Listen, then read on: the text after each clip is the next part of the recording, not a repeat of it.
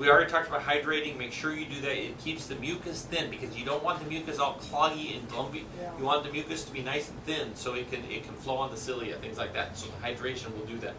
A couple other things, don't forget to floss, because if you've got abscess or something going on in your teeth, it can back up and affect the sinuses a lot. So don't be surprised by that. Couple of things, if you want to think about herbs, stinging nettle. So stinging nettle, Zyrtica dioica, is widely acclaimed as a natural antihistamine. Despite the nickname, however, stinging nettle has a different action than antihistamine drugs, which suppress the expression of allergies without addressing the cause of the problem.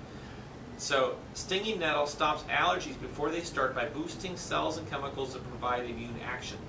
Also, unlike medication, stinging nettle is without the potentially harmful side effects of traditional antihistamine.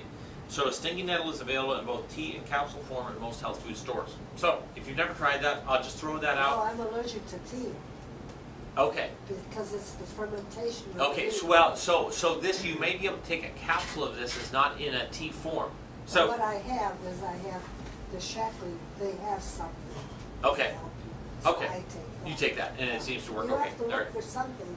So here's one other thing is quercetin. It's hailed by natural health providers as a potent allergy prevention remedy. It seems that quercetin, which is a bioflavonoid harvested from fruits and grains, may actually normalize overreactive histamine-releasing cells. So this would be normally recommended in 2 daily 300 to 500 milligram doses. Quercetin is most effective when ingested between meals. So those are a couple. I wanted to throw this out for you as well, because what happens is people often feel like they are all out of their options. They don't have any other options to do. And what I want to do is I want to tell you, no, there's lots of options yet for people. And I don't want you to get to the point where you get discouraged. Sometimes we have to take another approach. We have to say, okay, what else could it be? What are some new ideas? And we keep looking. And sometimes I find myself getting frustrated, right? Even when something's not getting well as fast as I want it to, right? I go, well, are we doing something wrong? Well, maybe we could do something a little differently and maybe get a new result. Let's always be willing to rethink. Maybe we need another x-ray. Maybe we need to come at it from a different angle. Let's keep thinking. Let's keep trying. And it may be that the most obvious or the first thing we try doesn't work as well as something we're going to come up with because we're going to go after it until we're successful. All right? So I wanted to close tonight with a wonderful article, and I love this, and we've had 2 girls, so this was written by Victor Nelson, and this was in the Chicken Soup for the Soul series. And this is called Touched. She is my daughter and is immersed in the turbulence of her 16th year. Following a recent bout with illness, she learned that her best friend would soon be moving away. So imagine 16-year-old girl who's best friend, right? School was not going as well as she had hoped, nor as well as her mother and I had hoped. She exuded sadness through a muffle of blankets as she huddled in bed, searching for comfort. I wanted to reach out to her and wrench away all the miseries that had taken root in her young spirit. I settled for offering her a back rub, and she consented. I gently massaged her bony back and nodded shoulders as I apologized for my recent absence. I explained that I had just returned from the international back rubbing finals, where I had placed 4th. I assured her that it's hard to beat the back rub of a concerned father, especially if he's a world-class back-rubbing concerned father. I told her all about the contest and the other contestants as my hands and fingers sought to loosen the tightened muscles and unlock the tensions in her young life. I told her about the shrunken antique Asian man who had placed 3rd in the contest. After studying acupuncture and acupressure his entire life, he could focus all his energy into his fingers, elevating back-rubbing to an art. He poked and prodded with prestigious precision, I guess is the word here. I explained, showing my daughter a sample of what I'd learned from the old man.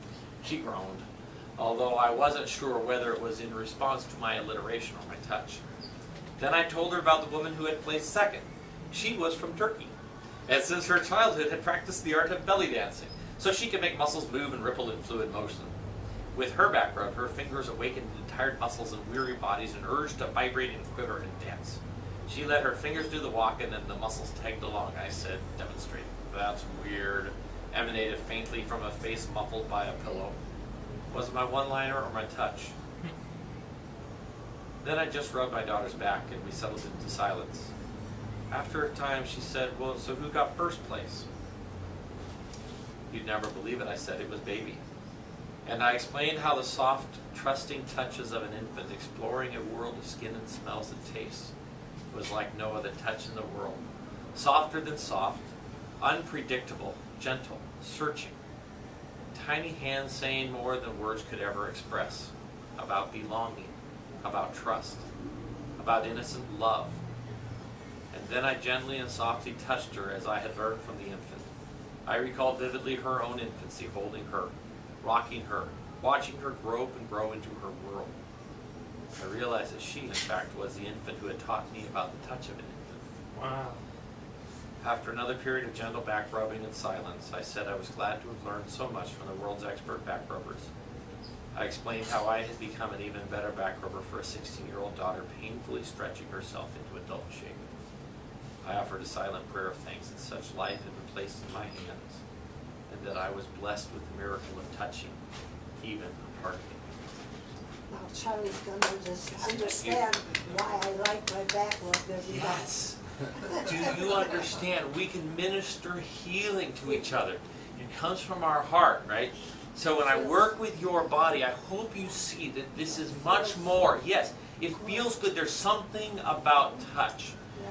Chiropractic is very special. We are forming a bond that can't be replicated. It's not like we're sitting at a desk apart from each other. We're going to get our hands on you, and we're going to see if we can't bring healing. Yeah. There's this doctor by the name of Prescott, Dr. Prescott. He conducted a study on touch deprivation. Yes. Yeah, I'm sure you're familiar with it. I read it a long time ago. I just Well, thought of it. we see this in infants who are in isolation, where there's lots of different studies that have looked at this, and it is so crucial. So we are restoring touch once again. So thank you so much for coming tonight. And we'll continue this conversation at your next appointment. Thank you so much. All righty. Thank you. Thank you. Very